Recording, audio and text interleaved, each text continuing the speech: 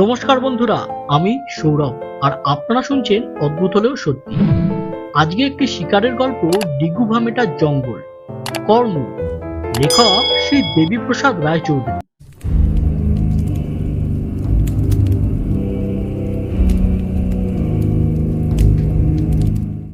শিকারের নেশায় ঘুরিতে ঘুরিতে মাদ্রাজ হইতে 500 মাইল দূরে কর্ণুল দেশে ডিগুভামেটা গ্রামে আসিয়া পড়িয়াছি। এই দুর্দিনে শিকার কাহিনী লিপিবদ্ধ করিতে কুণ্ঠা আসার কথা, কারণ উহা লোকমতে বিলাসিতার একটি অঙ্গ। শিকার আমার নিকট ঠিক বিলাস নহে, বাঁচিয়া থাকার একটি অবলম্বন, প্রকৃতিগত ধর্ম, যাহা অহরহ সভ্যতার নানা উৎকর্ষের সংস্পর্শে আসিয়াও কিছুমাত্র সংস্কৃত হয় নাই, আদিম গুণ অবস্থাতেই রহিয়া গিয়াছে।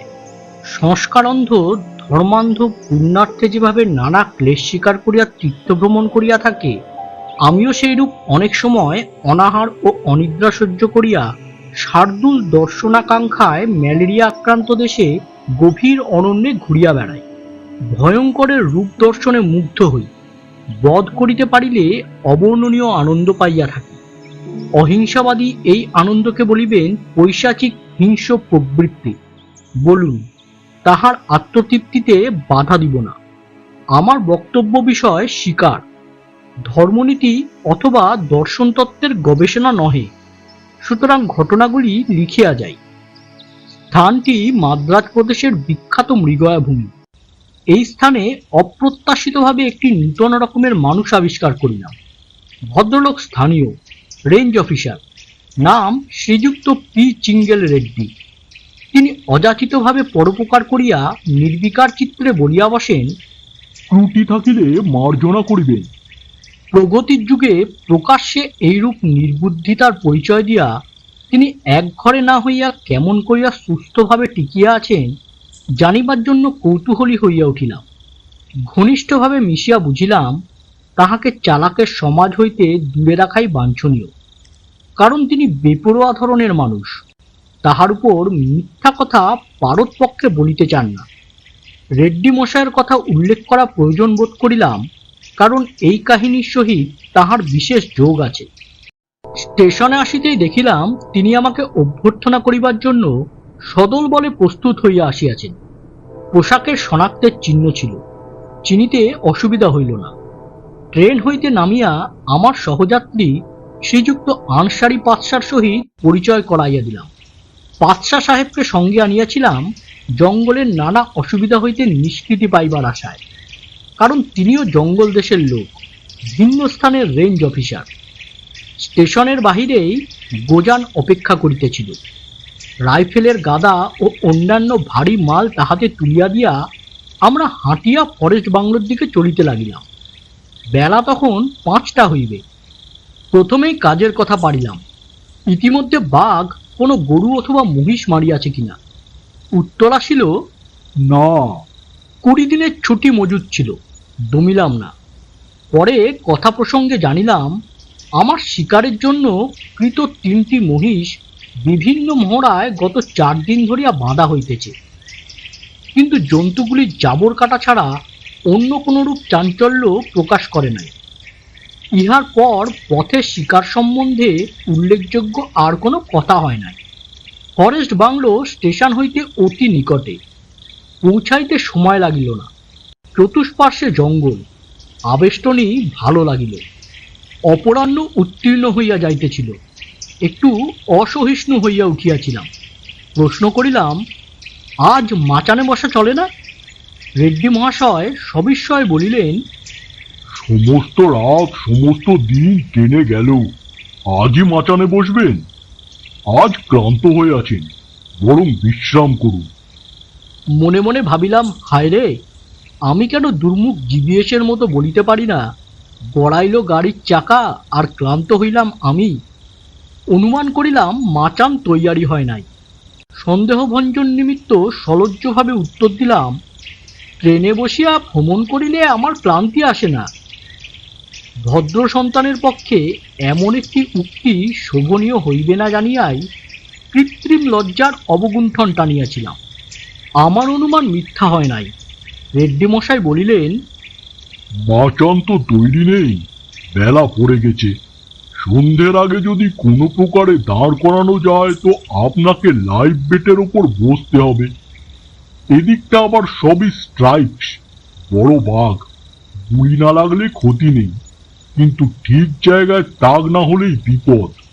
বাঘ জন্তুটা বড় বটে, কিন্তু ভাইটাল পার্ট তো বড় নয়।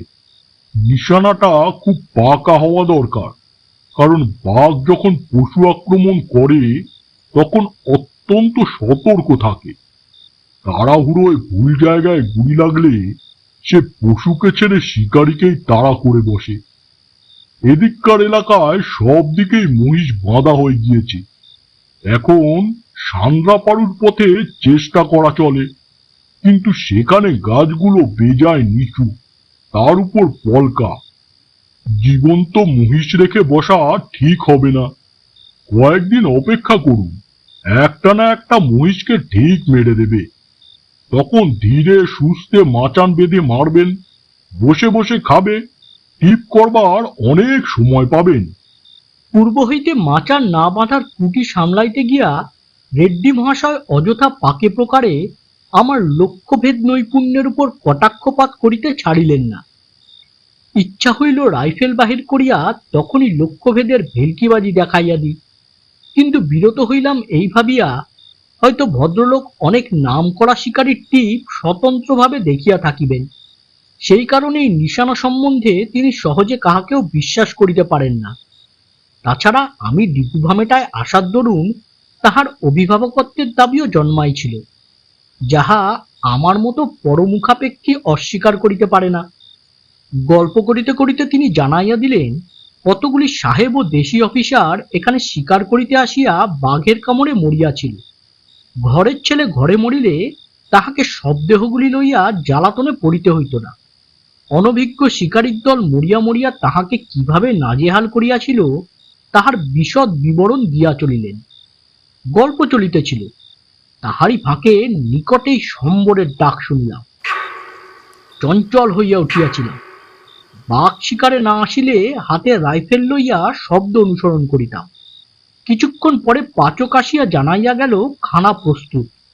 গভীর অরণ্যে কুক্কুট মাংসের সহিত মোগলাই পরোটার যোগাযোগ কল্পনাও করিতে পারি নাই। পরম পরিতোষের সহিত আহার শেষ করিয়া কায় মনোবাক্যে রেড্ডি মহাশয়ের কল্যাণ কামনা করিলাম। পরের দিন সকালে সান্দ্রাপাড়ুতে যাইবার প্রস্তাব করিলাম। রেড্ডি মহাশয় বিপদের কথা পূর্বেই জানাইয়াছিলেন।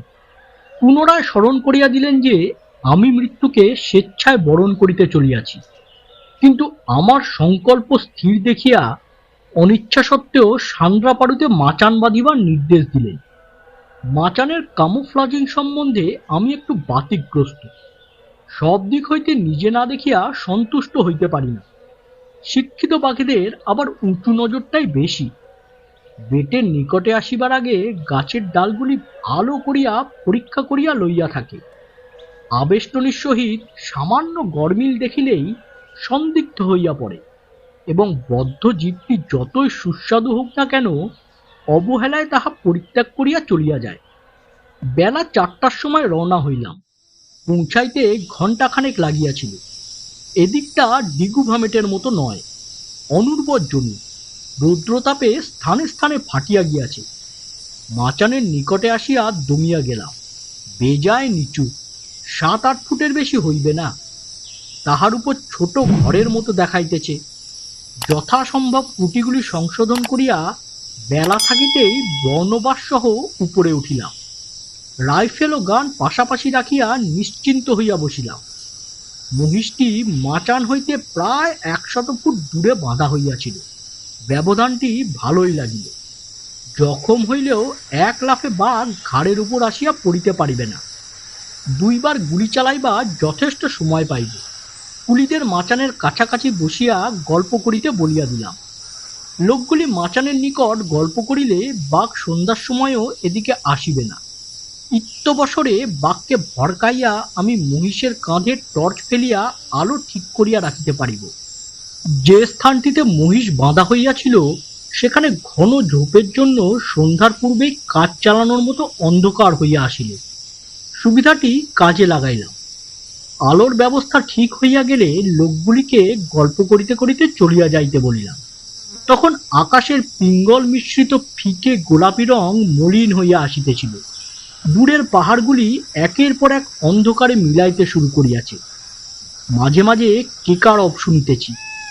এক জোড়া বুলবুল পাশের ঝোপে মিহি সুরে গান ধরিয়াছে। মৃদু সুমিরণে দূর হইতে বনফুল দলের মধুর গন্ধ বহিয়া আনিতেছে। আবেষ্টনীতে রোমান্সের সাড়া পড়িয়া গিয়াছে। প্রকৃতির এই রসলীলায় আমিও মাতিয়াছি। বয়স কমিয়া যাইতেছে। কল্পনা রসরাজ্যে অভিযানের জন্য প্রস্তুত। ঠিক এমনি সময় শুনিলাম খসখস শব্দ মাচানের পিছনে। শুষ্ক পত্রের উপর সন্ত্রস্ত পদবিক্ষেপে কোনো জন্তু চলিয়া আসিতেছে। গতি তাহার মন্থর। সঙ্গে সঙ্গে বনবাস আমাকে স্পর্শ করিল। সংকেতে জানাইয়া দিল, প্রস্তুত হও। তাহার সংকেতের অপেক্ষায় আমি ছিলাম না। যথাসময়ে রাইফেল বগলে তুলিয়া লইয়াছিলাম। শব্দ থামিয়া গিয়াছে। পলে পলে সময় কাটিতে লাগিল। ইতিমধ্যে সম্মুখের দৃশ্য অন্ধকারে ডুবিয়া গিয়াছে। কান খাড়া করিয়া বসিয়া আছি। কিছুক্ষণ পরে আবার শব্দ আসিল, আরো নিকটে এবং কিঞ্চিৎ দ্রুত। উত্তেজনায় গলা শুকাইয়া গিয়াছে। পাশেই জলাধার রহিয়াছে, কিন্তু তাহা তুলিয়া পান করিবার সাহস নাই, পাছে কোনো শব্দ করিয়া ফেলি। কতক্ষণ এইভাবে বসিয়াছিলাম স্মরণ নাই। হঠাৎ গলা এমন ভাবে খুসখুস করিয়া উঠিল যে নিজেকে সামলাইতে পারিলাম না। বহুবার কাশিয়া ফেলিলাম এবং কপালে করাঘাত করিলাম। সবকিছুই পণ্ডশ্রম হইয়া গেল। নিজেকেই ধিক্কার দিলাম। বর্ণবাস ত্বক ও জিহ্বার সাহায্যে যে শব্দ বাহির করিল, তাহার আনুমানিক অর্থ এমন সময় না কাশিলেই কি চলতো না বাবু? বাঘ যে পালালো। সংকেতটির মরার উপর খাঁড়ার ঘায়ের মতো লাগিল। এখন কিছুরই আশা নাই। মন তিক্ত হইয়া উঠিয়াছিল। সশব্দে জলাধার তুলিয়া শুষ্ক কণ্ঠকে সিক্ত করিয়া দিলাম। শ্মশান বৈরাগ্য আসিয়া গিয়াছে। শ্মশানে সকলেই সমান। সাধারণ টর্চটা মাচানের ভিতরে জ্বালাইয়া বর্ণবাসের হাতে একটা সিগারেট গুজিয়া দিলাম। বিশুদ্ধ বাংলাতেই বলিলাম, ফুঁকো, টানো, জোরে আওয়াজ করিয়া বোম বলিয়া টানো। ভাবিলাম জীবনে আর কখনো শিকারে আসিব না। কাল সকালেই বাট রিজার্ভ করিতেছি। আজ রাত্রিটা কাটিলে হয়। আমার আচরণে বর্ণবাস কি ভাবিতেছিল কে জানে। উৎকট উত্তেজনার শেষ পরিণাম অবসাদ। আমি উহার কবল হইতে নিষ্কৃতি পাই নাই।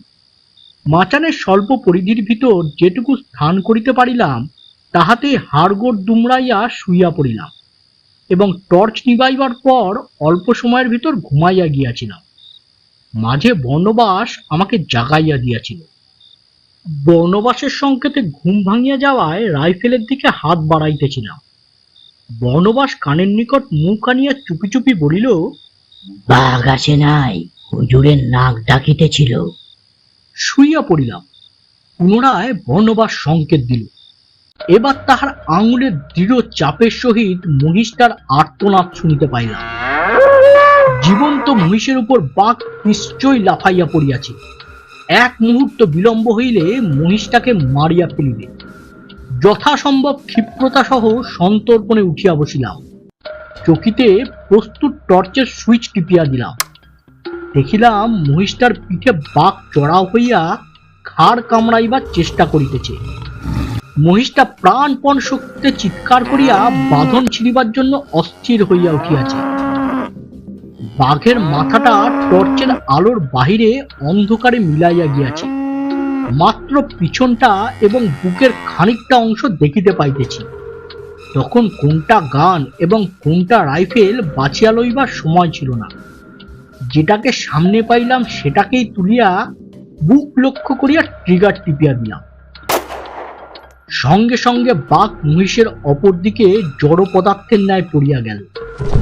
বাঘটা মরিয়াছে। এখন ওটা স্তূপাকৃতি অসার মাংসপেশি ছাড়া আর কিছু নহে। তথাপি মাথায় আর একটা গুলি মারিতে পারিলে নিশ্চিন্ত হইতাম। কিন্তু মহিষের পিছনটা আড়াল করিয়া রাখিয়াছে। মাজাতে মারিতে মন চাইতেছিল না। দোনলা ব্রিজ লোডার দিয়ে মারিয়াছিলাম। ভোঁতা লিতেলের আর একটা গুলি লাগলে চামড়ার কিছু থাকিবে না। বিরত হইলাম। অনেকক্ষণ আলো জ্বালাইয়া বসিয়া রহিলাম। বাঘ নড়িল না। উহার মৃত্যু সম্বন্ধে সুনিশ্চিত হইয়া টর্চ নিবাইয়া শুইয়া পড়িলাম। তখন ভোর হইতে কত দেরি আছে অনুমান করিতে পারি নাই। উত্তেজনায় নিদ্রা আসিতেছিল না। খানিকটা সময় কাটিতে দেখিলাম বন্দুক রাখিবার বড় ছিদ্র হইতে আলো আসিতে আরম্ভ করিয়াছে। ভোর হইতেছিল। উঠিয়া বসিলাম। নিজের অজ্ঞাতেই আমার দৃষ্টি বদ্ধ ভূমির দিকে চলিয়া গেল। বাঘ সেখানে নাই। ভাবিলাম দৃষ্টিভ্রম। আলো আঁধারিতে ভালো দেখিতে পাইতেছি না। টর্চ জ্বালাইলাম। বাঘ সত্যই অন্তর্ধান করিয়াছে। মুহূর্তে ক্ষিপ্ত হইয়া উঠিলাম। টর্চ সংলগ্ন রাইফেল হাতে মাচান হইতে নামিতেছি দেখিয়া বর্ণবাস বড় জোরে নিষেধ করিল। তখন আমার হিংস্র প্রবৃত্তি উন্মত্ত হইয়া উঠিয়াছে। অন্তরের পশু কোনো বাধা মানিল না। অগত্যা বৃদ্ধ তাহার এক নলা ঠাসা বন্দুকটা লইয়া আমাকে অনুসরণ করিবার নিমিত্ত প্রস্তুত হইল। দোনলা ব্রিজ লোডারটা লইতে বলিলাম। সে তাচ্ছিল্যের সহিত প্রত্যাখ্যান করিল। অনুমান করিলাম সেফটি লক ইত্যাদি কলকবজাওয়ালা বন্দুক সে কখনো ব্যবহার করে নাই। মাটিতে নামিয়া অনেকক্ষণ দাঁড়াইয়া রহিলাম বাঘের গোঙানির শব্দ শুনিবার জন্য। আমি নিশ্চয় জানিতাম সে বেশি দূর যাইতে পারে নাই। কোনো শব্দ না শোনায় বর্ণবাসকে ঢিল ছুড়িতে বলিলাম। প্রথমে ইতস্তত করিয়াছিল, পরে কি ভাবিয়া পাথরের নুড়ি আমাদের সামনে ছুড়িতে লাগিল। এদিক ওদিক সেদিকে ঢিল পড়িতেছে, কিন্তু কোনো সাড়া নাই। বর্ণবাসকে অগ্রসর হইতে বলিলাম। সে কিছুতেই রাজি হল না। লোকটা বোকা। আগে চলিলে ঢিল ছোড়ার কত সুবিধা পাইত। তাহার সংকল্প দৃঢ় বুঝিয়া নিজেই অগ্রসর হইয়া গেলাম। সামনে ঢিল পড়িতেছে। আমি এক পা দুই পা করিয়া অগ্রসর হইতেছি। ঘন ঝোপটার কাছে আসিতেই এমন একটি স্থানে পা পড়িল যাহার স্পর্শানুভূতি নরম, রৌদ্রের দগ্ধ কঠিন মাটির নহে। চমকাইয়া তিন চার পা পিছাইয়া আসিলাম। অভ্যাসবশত রাইফেল বগলে তুলিয়া ফেলিয়াছিলাম। তাহার পর নিচের দিকে তাকাইলাম। পাইয়াছি, ওই তো আমার হাতে মারা বাঘ। লেজের খানিকটা অংশ দেখা যায়, আবার তলার দিকটাও ঝোপের বাহিরে আসিয়া পড়িয়াছে। বর্ণবাসও দেখিয়াছিল। বলিলাম, ওটাকে টানিয়া বাহির করো। আদেশ পালন হইতে দেরি হইতেছিল। ফিরিয়া দেখি অতি পাকা শিকারী বন্দুক হস্তে কাঁপিতে আরম্ভ করিয়াছে। অগত্যা মাটিতে রাইফেল রাখিয়া বলিলাম, আমি টানিয়া বাহির করিতেছি, তোমার এক নলাটা ঠিক করিয়া ধরো। বাঘকে নড়িতে দেখিলে গুলি চালাইয়া দিও। বলিয়া রাখা ভালো, আমার শারীরিক শক্তি সাধারণ বাঙালি যুবকের তুলনায় কিছু বেশি। কুস্তির আখড়ায় ইহার প্রমাণ বহুবার পাইয়াছি, কিন্তু একলা বাঘটাকে টানিয়া বাহির করা সহজ বোধ হইল না। এই প্রসঙ্গে একটি স্বীকারোক্তির প্রয়োজন বোধ করিতেছি। হতজন্তুটি একটি অতিকায় লেপার্ড, চিতা নয়, স্ট্রাইপসও নয়, লম্বায় 8 ফুট 4 ইঞ্চি।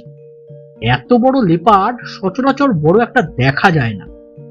ঘুমন্ত চোখে টর্চের অত্যুজ্জ্বল আলোয় ঠিক বুঝতে পারি নাই। উহার বিরাট বপুই দৃষ্টিভ্রম ঘটাইয়াছিল। আমার টানাটানিতে মৃত লেপার্ড কোনো আপত্তি না করায় বর্ণবাস সাহায্য করিতে আসিল। গত রাত্রিতে বন্দুকের আওয়াজে এ অঞ্চলে সকলেই জানিয়াছিল গুলি চলিয়াছে। নির্দিষ্ট সময়ের পূর্বেই বাংলা হইতে মালবাহক ও গ্রাম হইতে কৌতূহলী দর্শকের দল আসিয়া উপস্থিত। তাহাদের মুখ দেখিয়া মনে হইল সকলেই খুশি হইয়াছে। আমি তাহাদের আনন্দে প্রাণ খুলিয়া যোগ দিতে পারিতেছিলাম না। ইহার জন্য তো ঘর ছাড়িয়া 500 মাইল দূরে আসি নাই। তবু মন্দের ভালো, মনে বল পাইলাম। এখনো 7-8 দিন ছুটি আছে। ঠিক করিয়া ফিরিলাম, নজরানা যাহাই লাগুক বড় কর্তার সহিত সাক্ষাৎ না করিয়া ফিরিতেছি না। বাংলোয় ফিরিতে দেখিলাম রেড্ডি মহাশয় অত সকালেই আসিয়াছেন। বাদশাহ সাহেব তাড়াতাড়ি লেপার্ড পরীক্ষা করিতে ছুটিলেন। ফিরিয়া আসিয়া বলিলেন, আমার শুভেচ্ছার জন্যই আপনার সাফল্য লাভ হইল। মনে মনে ভাবিলাম বলি, ঘুমন্ত চোখে 1.5 সেকেন্ডের ভিতর প্রায় 100 ফুট দূরে 4 ইঞ্চির টার্গেট যতই সোজা মনে হোক না কেন, উহা বহু বৎসরের নিয়মিত সাধনার ফলে সম্ভব হইয়াছে। বিশেষ করিয়া রাত্রিতে টর্চের আলোয় নিশানা ঠিক করা বরাতের উপর নির্ভর করে না। কিন্তু বলা হইল না। ভদ্রাচারের শাসনে স্বীকার করিলাম, তিনি শুভেচ্ছা জ্ঞাপন না করিলে বাঘের গায়ে গুলি লাগিত না। রেড্ডি মহাশয় মহিষটাকে সুস্থ অবস্থায় চলিয়া আসিতে দেখিয়া উৎফুল্ল হইয়া বলিলেন, আপনার টিপ অসাধারণ। এই ধরনের আত্মপ্রশংসা শুনিবার জন্যই তাহার দিকে প্রার্থী হইয়া তাকাইয়াছিলাম। তৃতীয় পুরুষকে প্রাপ্য সম্মান দিতে অনেকেই কার্পণ্য করিয়া থাকে। রেড্ডি মহাশয় বাস্তবিক গুণগ্রাহী। তাহার প্রতি শ্রদ্ধা আরো বাড়িয়া গেল। তিনি বলিয়া চলিলেন, কপালের কথায় যদি বললেন তো সে আমাদের বর্ণবাসী। হরিণ মারতে গিয়েছিল, মেরে দিল বড় বাঘ ওই এক নালা ঠাসা বন্দুক দিয়ে, যার ফ্রন্ট সাইড রিয়ার সাইড কিছুই নেই, শুধু একটি নল। ঝোপের ভিতর লুকিয়ে বসেছিল চুন মাখানো বন্দুকের নলটা বার করে।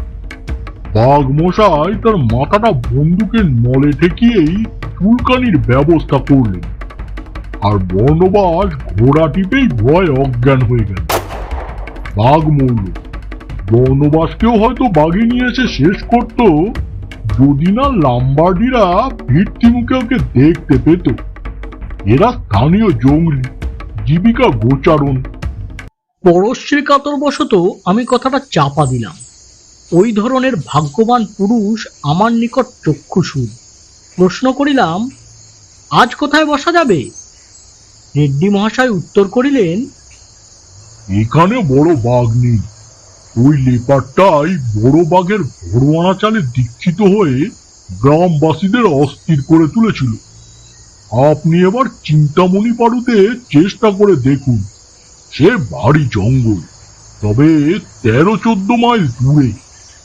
আমি জানাইয়া দিলাম, 500 মাইল যখন আসিয়াছি, তখন তাহার সহিত 13-14 মাইল যোগ দিতে কোনো অসুবিধা হইবে না। রেড্ডি মহাশয় কাজের লোক, কালো বিলম্ব না করিয়া তখনই কতগুলি কুলিকে পাঠাইয়া দিল। এদিকে পাতাসা সাহেবের ছুটি ফুরাইয়াছিল। তিনিও সেই দিন মান্দ্রাজের দিকে রওনা হইলেন। লেপার্ডের চামড়া ও মাথার খুলি তাহার সঙ্গে দিবার বন্দোবস্ত করিলাম, ট্যান করাইবার জন্য। পরের দিন আমরা বেলা 3টের সময় রওনা হইলাম। আস্তানায় পৌঁছাতেই সন্ধ্যা হয়ে গেল। সমস্ত অপরাহ্ন রৌদ্রে ঝলসাইয়া গিয়াছিলাম। বাহিরে চাতালে বসিয়াছিলাম। ঘরের ভিতর পিঙ্গল মাল গুছাইয়া রাখিতেছিল। আসিবার পথে পাথরের বিরাট রূপ দেখিয়া মুগ্ধ হইয়াছিলাম। তাহারই কথা মনে আসিতেছিল। অতীতের কত কথাই না উহার অন্তরে লুকাইয়া রহিয়াছে।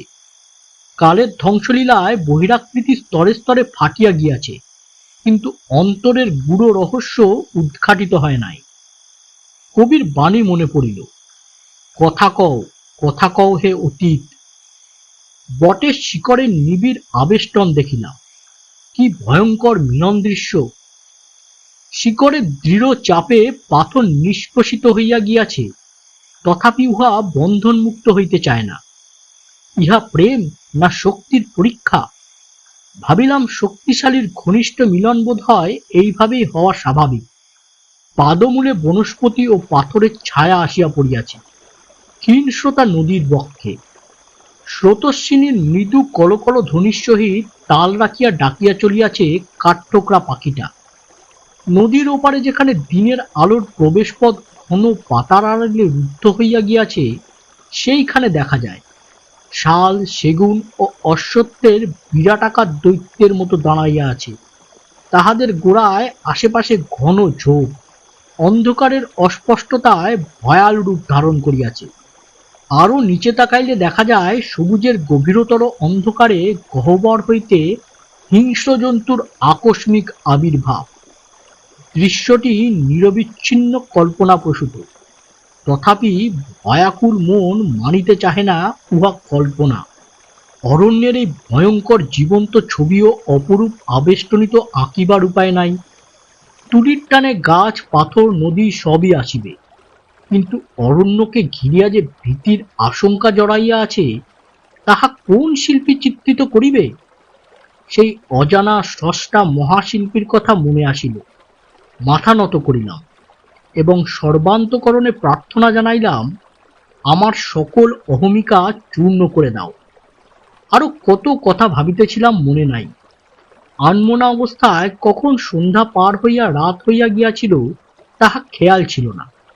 পরের দিন হইতে বিভিন্ন মহড়ায় 2টি মহিষ বাঁধা হইতে লাগিল। মহিষদ্বয়ের ভিতর লেপার্ডের উচ্ছিষ্টটিও ছিল।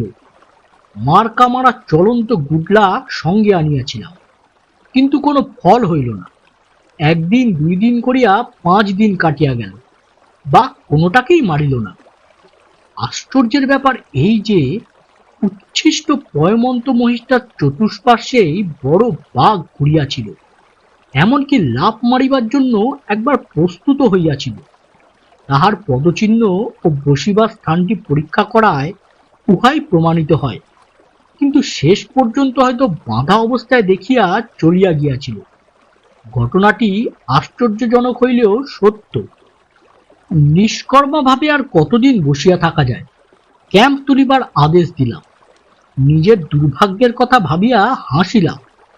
চলতি কথায় একটি প্রবাদ বাক্য আছে, কপালে নাইকো ঘি, ঠকঠকালে হবে কি। পরের দিন সকাল হইতেই মাল তোলা সাড়া পড়িয়া গেল। যাত্রার জন্য প্রস্তুত হইয়া ঘর হইতে বাহির হইয়াছি, এমন সময় কয়েকটি লামবার্ডি আসিয়া কাঁদিয়া পড়িল।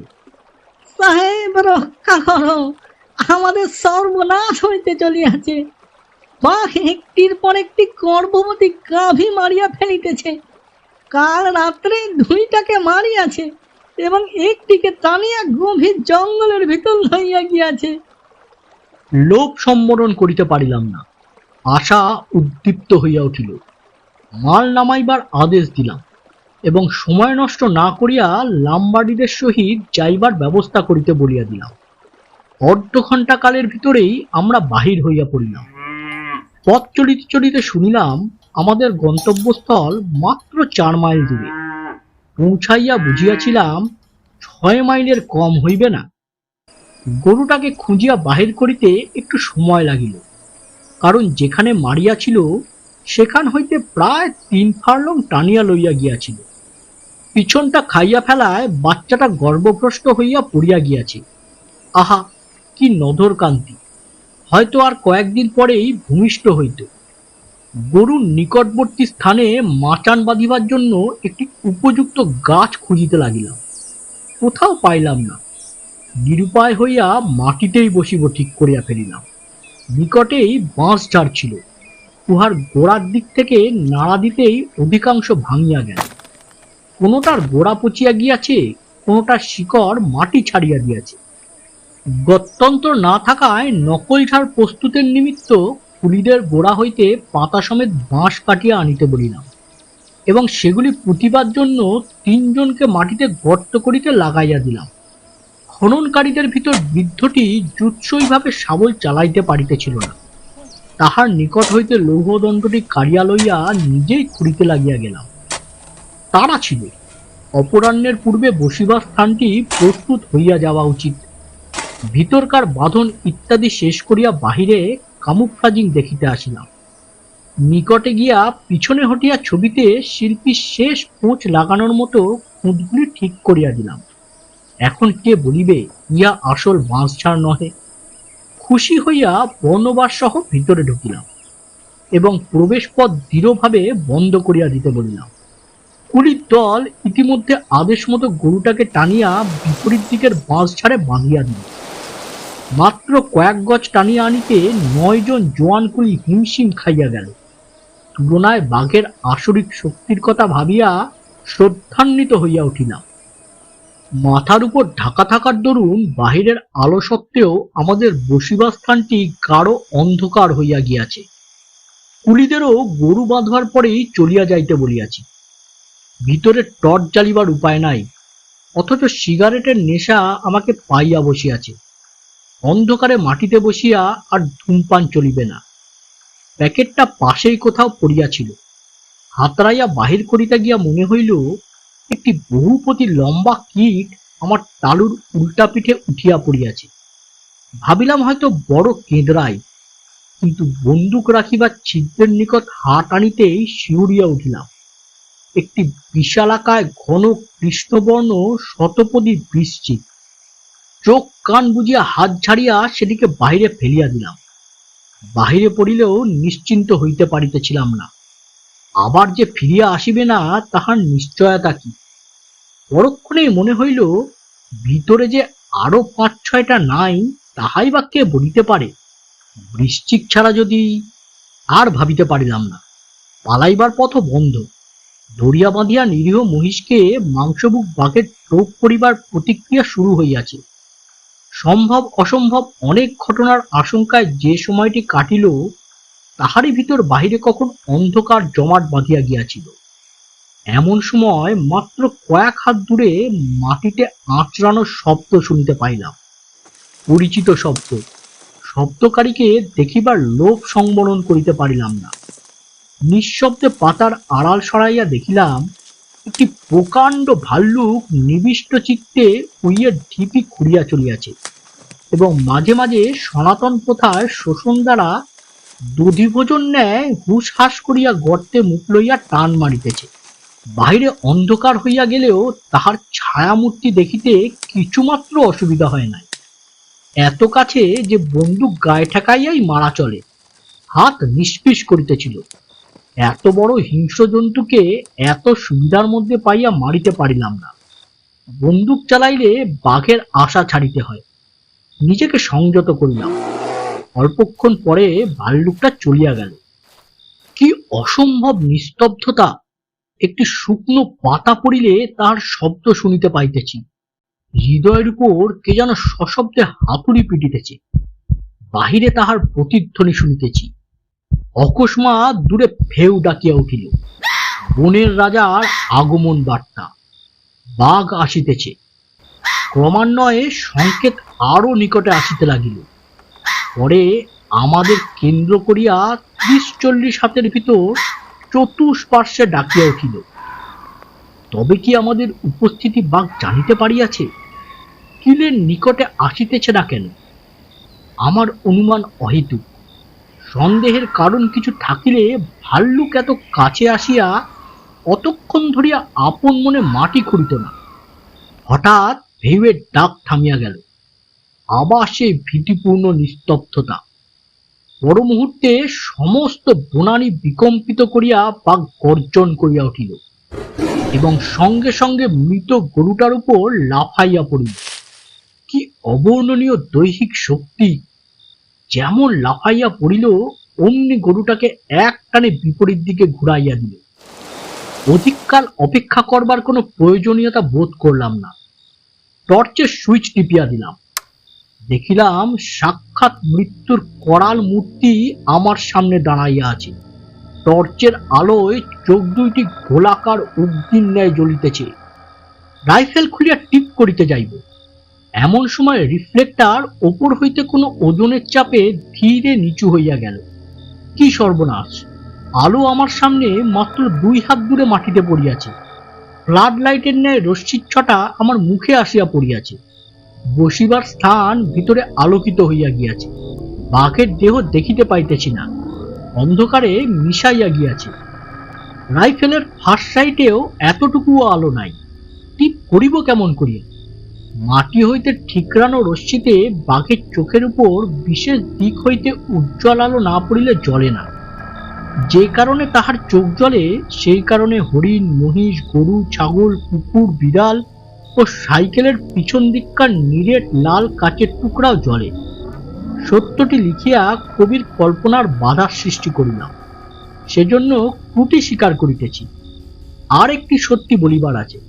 স্ট্রাইপস নরভূক এবং আহত না হইলে কখনো দলবদ্ধ মানুষকে আক্রমণ করে না, যাহা অতি চালাক লোকও করিয়া থাকে। মানুষের সামনে বাঘের আচরণ কতকটা প্রাচীনপন্থী নববধূর ন্যায়।